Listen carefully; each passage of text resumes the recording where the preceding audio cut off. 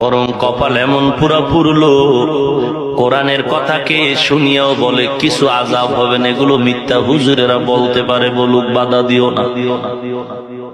অথচ এক জাররা পরিমাণ গুনাহ নিয়ে যদি কবরে যাও, ওরে যুবক, ও বৃদ্ধ বাবাজি, ও পর্দার আড়ালের মা, ও ব্যবসায়ী ভাই, ও দোকানওয়ালা, ও চাকরিজীবী ভাই, মরণের গ্যারান্টি আছে, হায়াতের গ্যারান্টি আছে।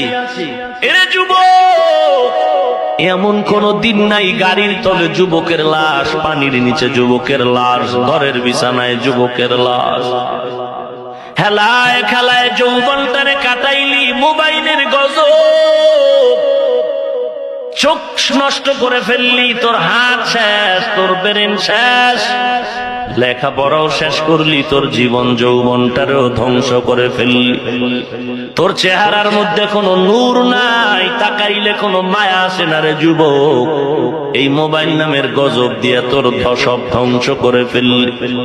অথচ তোর মতো যুবক ব্যবসা করে, নামাজ ছাড়ে না, আছে না নাই? তোমার মতো যুবক দোকানওয়ালা নামাজ ছাড়ে না, তুমি নামাজের সময় কাস্টমারের ভিড়ে নামাজে যাও না।